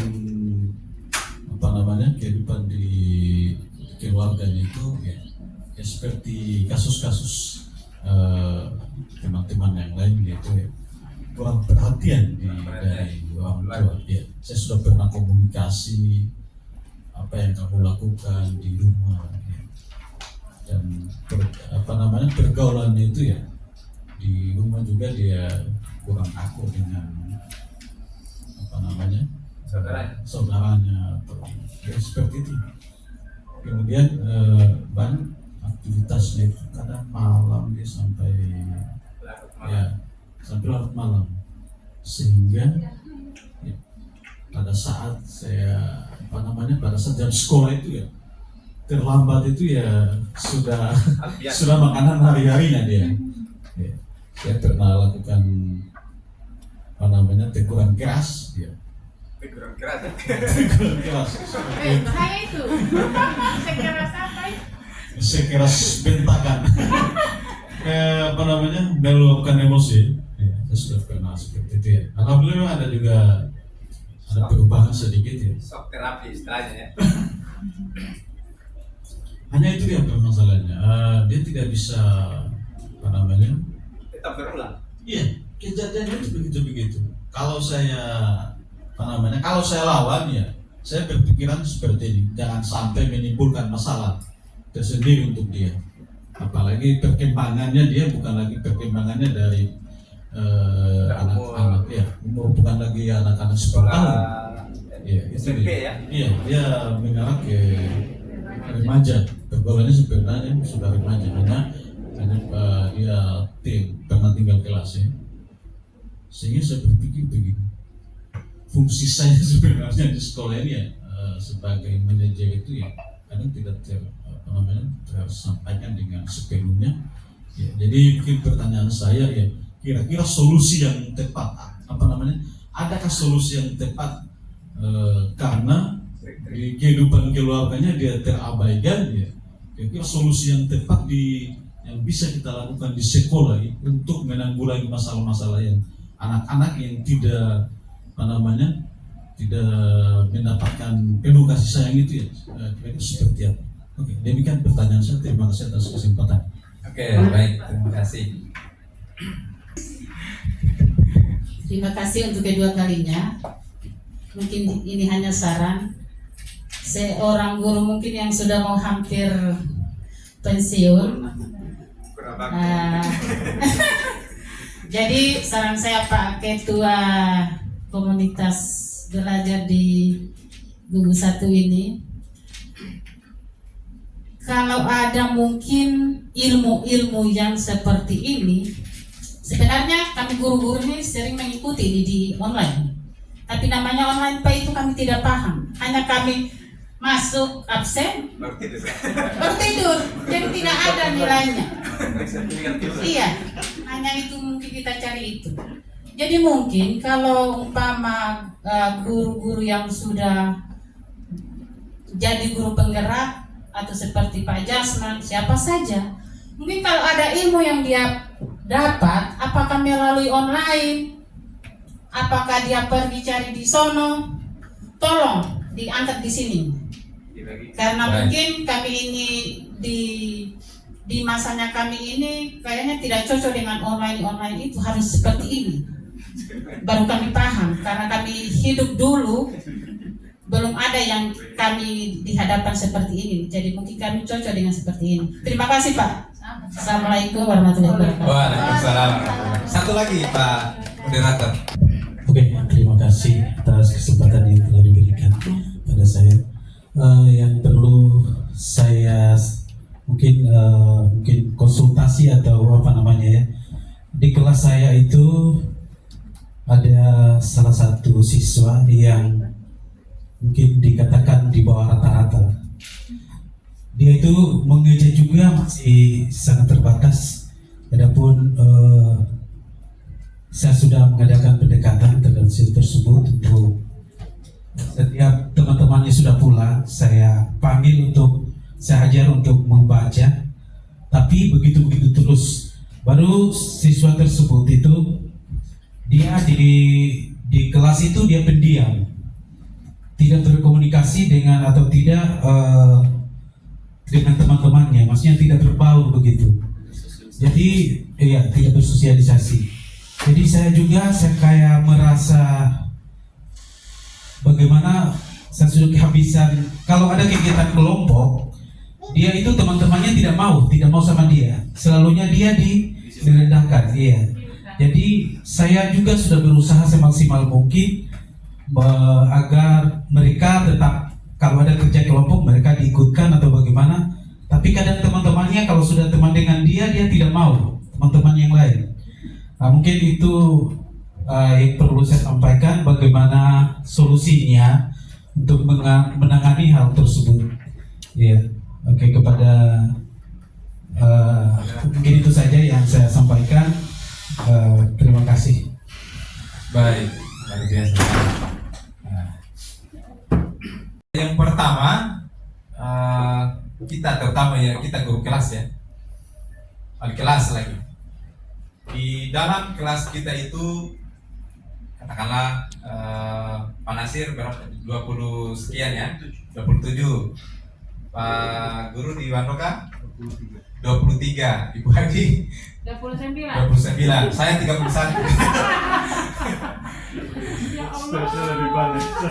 Jadi memang masing-masing memiliki karakter, keterbatasan dan kelebihan masing-masing. Di awal tahun pelajaran kita sebenarnya sudah diarahkan untuk memetakan siswa kita kan. Dari pemetaan itu pasti ada data. Pertama, siswa yang senang secara pembelajaran konten. Kemudian siswa yang dominan di kinestetik, dominan di visual seperti beberapa orang dan sebagainya. Ada pemetaan termasuk latar belakang. Nah, kaitannya dengan Pak Guru juga tadi, latar belakang atau latar belakang di sini tentunya mulai dari keluarga. Terus siswa sendiri ada dari segi kejiwaan atau kesehatan, ada mempengaruhi tidak. Itu. Jadi kita perlu mengetahui semuanya. Kita harus memiliki data juga. Nah, yang berikut, saya mulai dari mana tadi? Dari Pak siapa? Ainul. Tadi setelah diidentifikasi siswanya Pak Guru tadi, dari segi umur dia sudah remaja, sudah masuk di SLTP ya. Apakah dia sempat tinggal kelas? Sempat. Laki-laki atau perempuan? Laki-laki. Nah, ternyata setelah identifikasi di latar keluarganya juga kondisi keluarganya pada ini ya tidak cuek perhatikan. Nah, kemudian segi pergaulan lingkungan juga mempengaruhi sangat luar biasa. Kalau sudah mulai remaja seperti itu laki-laki pasti mengikuti geng-geng gitu ya.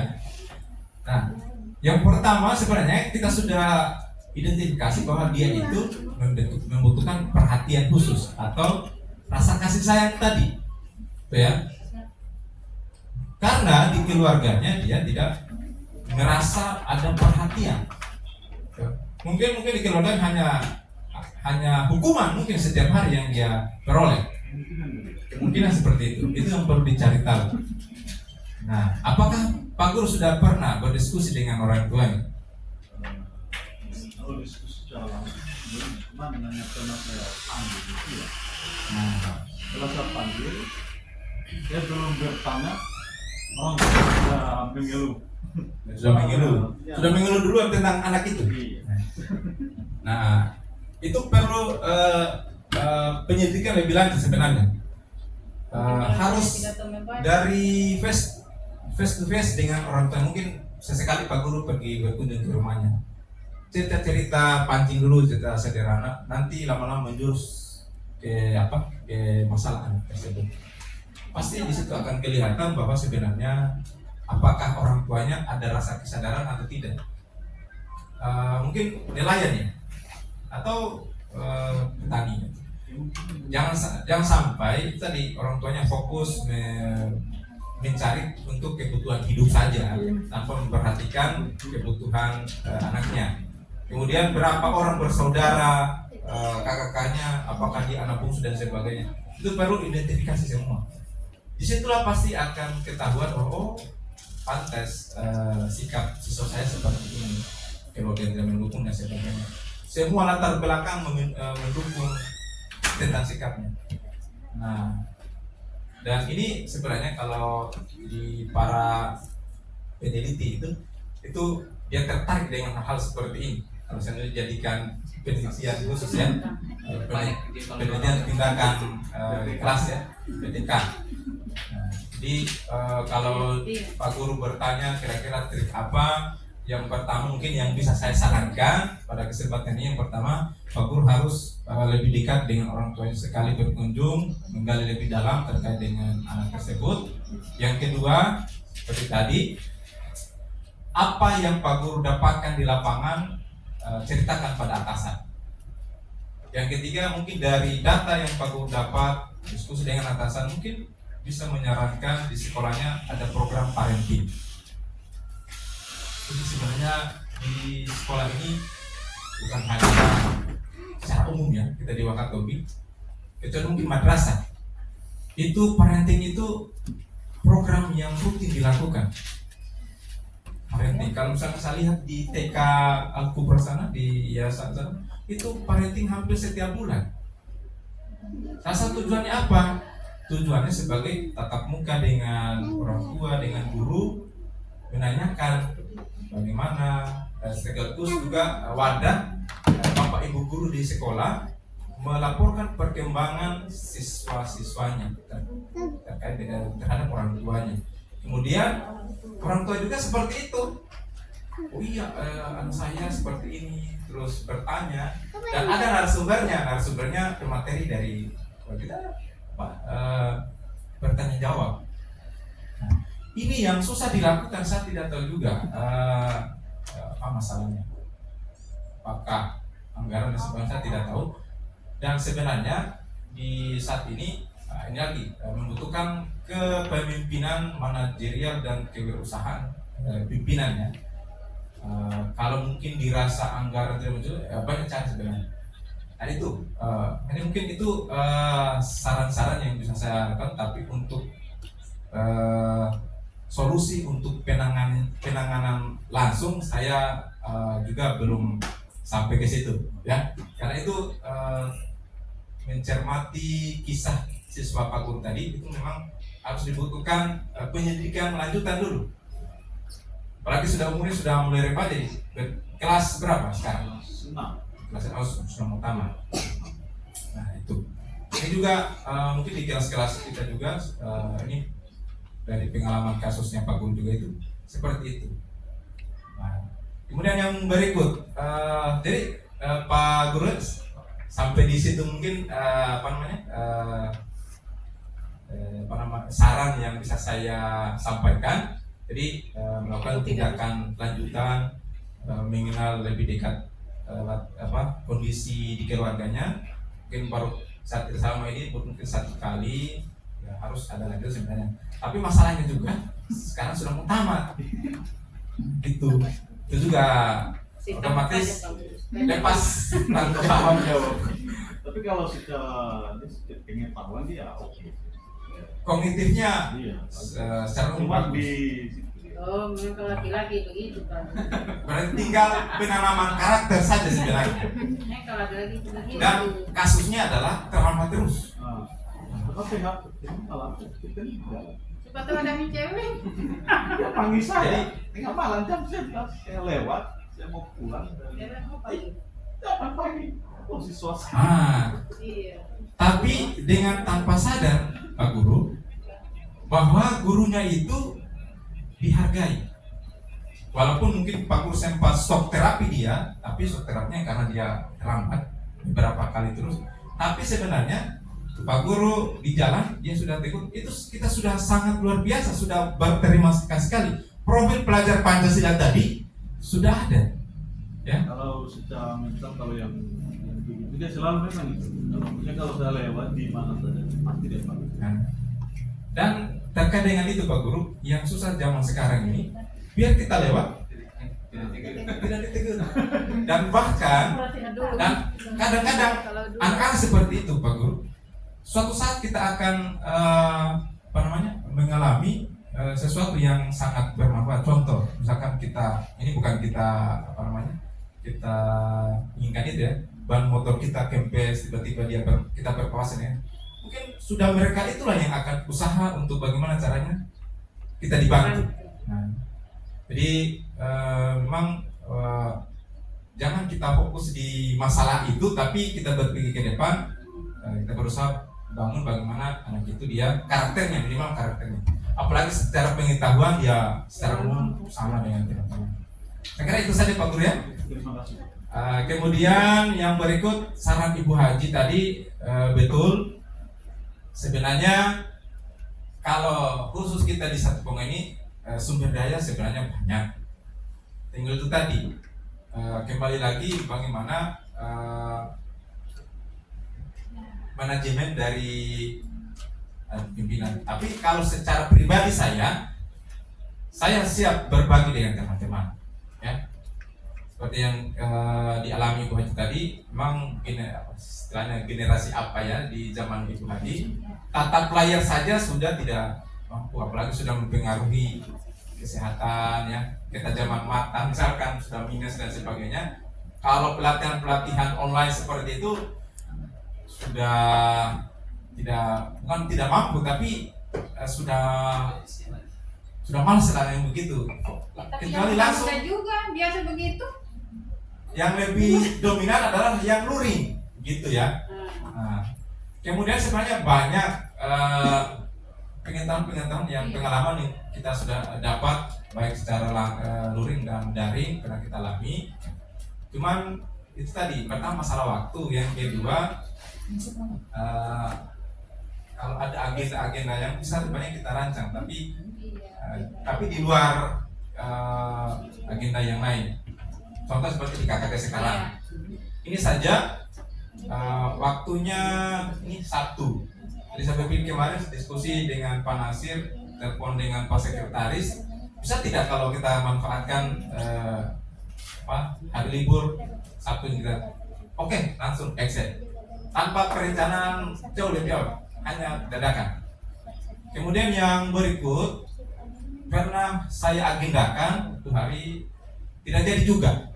Bahkan saya undang berkolaborasi dengan gugus 2, tapi belum jadi. Hanya sekarang. Itu. Jadi memang sangat perlu, dan ini menjadi catatan. Pernah sudah saya juga konsultasi. Pertama saya ditanya sama Kabid Ketenagaan Pak Normasi bahwa sebenarnya apa, karena ditanya saya, apa menurut Pak Guru masukannya terkait dengan pengembangan kompetensi guru? Saya jelaskan bahwa hal-hal misalkan para guru penggerak, evaluasi dulu mereka. Sebenarnya di guru penggerak ini yang paling susah adalah setelah diberikan lisensi tadi adalah beban moralnya, karena mereka sebagai guru penggerak wajib menjadi agen perubahan, minimal di sekolahnya, minimal di kelasnya. Itu. Tapi setelah itu perlu kerjasama dengan pimpinan atau kepala sekolah supaya diberdayakan. Nah, tapi kalau tidak ada pemberdayaan, guru penggerak juga mau bergerak sendiri susah juga. Wadahnya di mana? Ya, wadahnya salah satunya di komunitas. Saya selalu sampaikan kepada teman-teman guru penggerak yang angkatan 6 ya, gimana Kak Tobi? Ayo, kalau ada waktunya, apakah teman-teman siap kalau saya undang menjadi narasumber di komunitas? Mereka siap, tapi saya sampaikan, tapi jangan dulu berpikir honornya ya. Bilang tidak apa-apa, kita berbagi. Mereka siap sebenarnya. Nah, itu satu. Yang kedua, terkait dengan masukan tadi,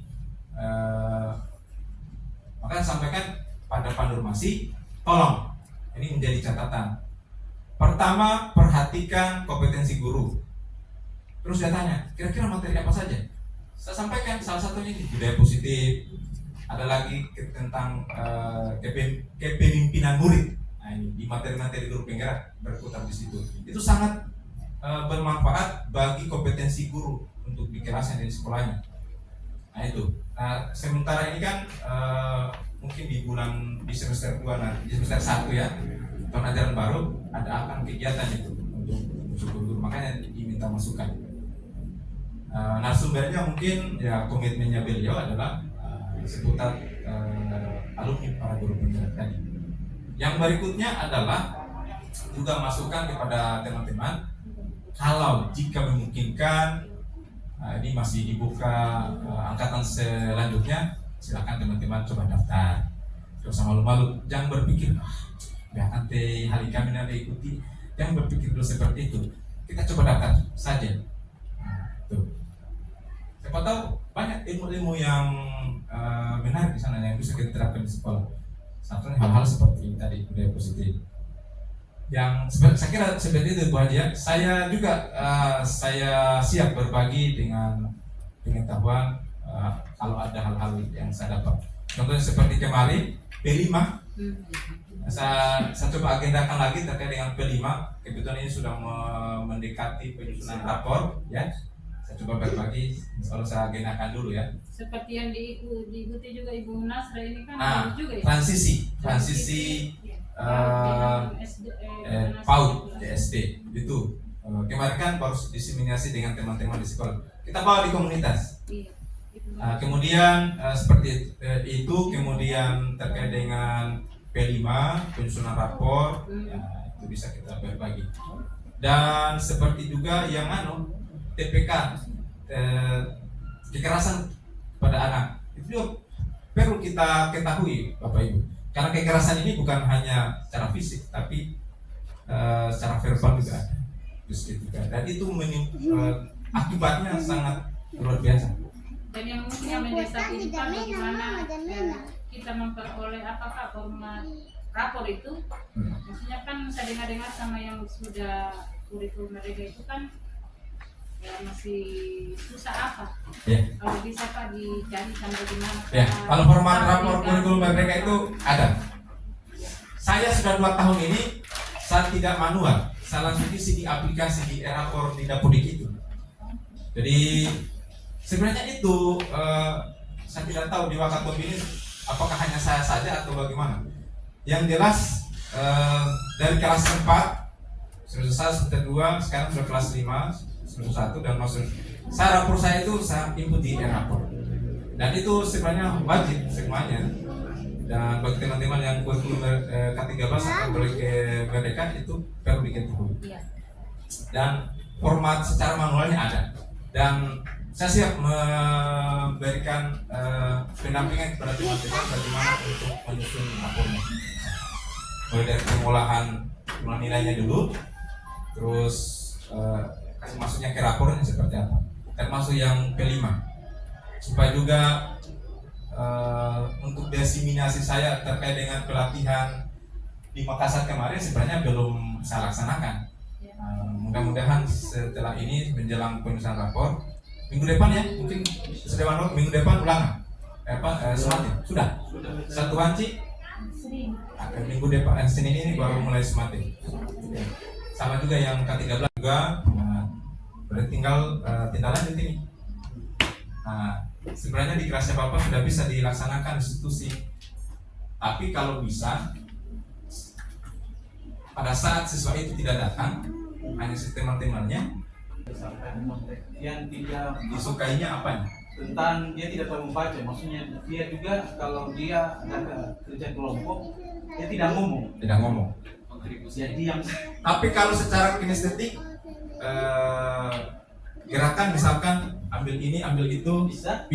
Nah itu silakan Pak Guru berikan penguatan kepada rekan-rekan yang lain bahwa berikan pemahaman maksudnya bahwa temanmu ini memang saat ini dia belum bisa menulis atau membaca, tapi kalau ditugaskan di hal-hal yang lain itu bisa, dan terus dimasukkan dengan rasa empati. Nah, kembalikan ke posisi anak tersebut ke teman-teman. Bagaimana kalau dia ini kalian di posisi dia? Apakah kamu mau diperlakukan seperti itu? Nah, masuk ke sini tadi di keyakinan pada siswa. Artinya menariklah. Coba Pak Guru lakukan restitusi. Walaupun dari segi berbagi ini mungkin butuh pendalaman, tapi paling tidak lakukan hal yang sederhana dulu. Ajak siswanya untuk merasakan atau melatih siswanya untuk rasa empati seperti apa. Coba dilakukan. Nanti kita coba, boleh bisa kita kerjasama kolaborasi juga bisa. Hal-hal seperti itu jangan terlalu dibiarkan, karena akan berlanjut terus dan akan mengakibatkan tindak kekerasan. Sudah ada pembulian. Gitu. Itu yang berbahaya. Yang berbahaya adalah kepada yang si korban, akan mempengaruhi jiwanya. Naik ke kelas berikutnya selalu terus. Itu yang berbahaya sebenarnya. Oke, saya kira demikian ya. Terima kasih. Saya kira sampai di situ dulu penjelasan saya. Terima kasih, saya sangat berterima kasih juga. Ada beberapa kasus ini menjadi motivasi saya untuk operasi penanganan siswanya. Saya siap. Itu menarik untuk diselesaikan. Dan berikutnya adalah mungkin selesai kegiatan kita nanti, saya minta tolong beberapa rekan guru untuk memberikan refleksi. Di sesi terakhir Pak Guru, Pak Moderator. Saya kembalikan Moderator. Jadi terima kasih Pak narasumber. Jadi dengan berakhirnya sesi tanya jawab, maka berakhirlah pula seluruh rangkaian acara kegiatan kita pada siang hari ini. Pemuda, sebelum ditutup mungkin saya minta tanggapan atau refleksi dari peserta. Jadi untuk teman-teman kira-kira ada tanggapan atau refleksi setelah mengikuti kegiatan pada siang hari kepada Bapak Ibu, jika ada saya persilakan. Dari ini karena dengan adanya pelatihan ini saya sudah bisa membedakan apa itu kegiatan restitusi kepada siswa. Mungkin lebih lanjutnya saya belum terlalu paham, tapi ya setidaknya sudah ada bayangan ke depannya bagaimana nanti penanganan siswa kalau ada siswa yang begini yang begitu. Alhamdulillah saya sudah bisa paham sedikit demi sedikit.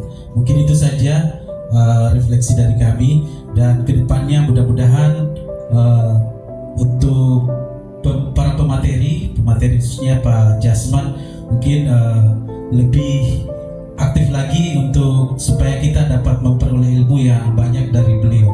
Mungkin itu saja. Sekali lagi saya ucapkan terima kasih kepada Pak pemateri. Lebih dan kurangnya mohon dimaafkan. Billahi taufiq wal hidayah. Assalamualaikum warahmatullahi wabarakatuh. Terima kasih atas kesempatan yang untuk kedua kalinya kepada saya.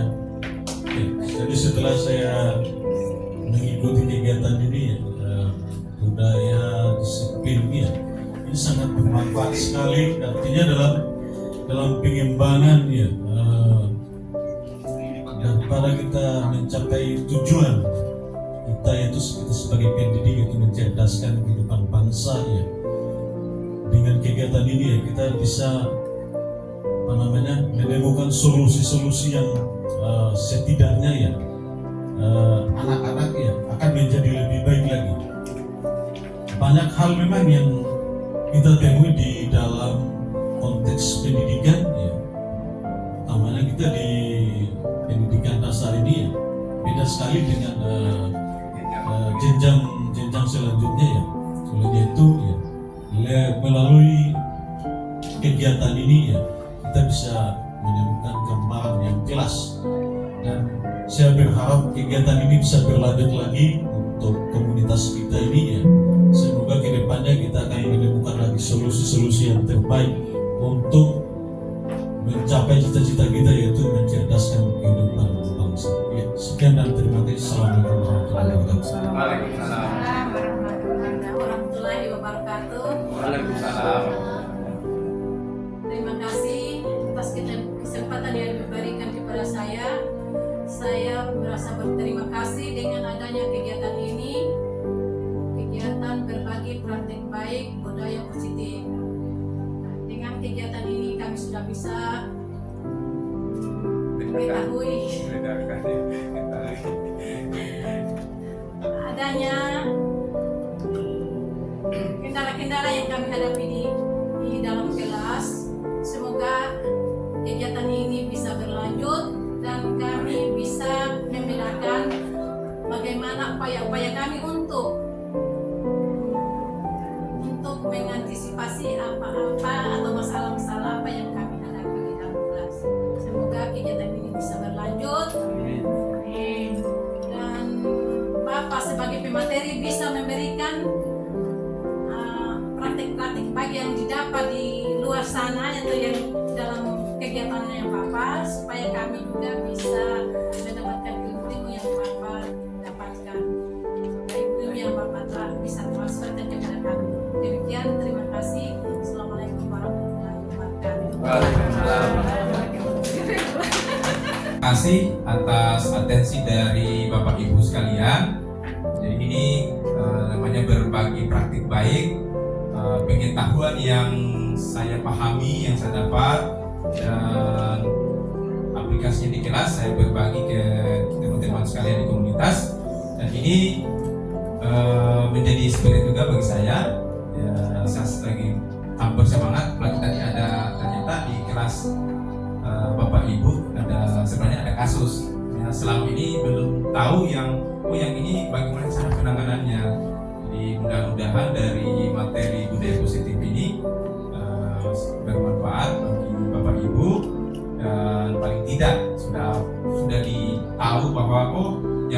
disebut penghukum, ini disebut rasa bersalah, ini sebagai posisi kita sebagai teman mahasiswa, ini sebagai manajer. Dan ini langkah-langkah segitiga restitusi. Kemudian yang berikut ini jadi pengalaman untuk pengembangan di sekolah juga di kelas. Paling tidak langkah awal adalah Bapak Ibu di kelasnya sudah membangun keyakinan kelas bersama siswanya. Itu yang paling penting. Kalau Bapak Ibu sudah membangun keyakinan kelas bersama siswanya, insya Allah dari situ siswa kita akan terbangun dalam dirinya ada motivasi bahwa oh saya ini sudah ada kontrak atau keyakinan kelas bersama teman-teman di dalam kelas. Tanpa ada lagi, jangan disebut peraturan kelas, tapi sudah ada keyakinan kelas. Caranya bagaimana? Silakan ajak siswanya untuk mencoba berancang sendiri keyakinan kelas bersama siswa. Kita guru hanya memfasilitasi. Terlebih lagi, perlu ingat bahwa kita guru hanya memfasilitasi murid-murid kita. Kita hanya menuntun murid-murid kita supaya mencapai bukan hanya cerdas tadi Pak Guru, tapi menuju siswa yang berkarakter. Dan ini adalah siswa yang berprofil belajar Pancasila. Saya kira demikian. Mohon maaf atas segala kekurangannya. Terima kasih atas atensinya. Assalamualaikum warahmatullahi wabarakatuh.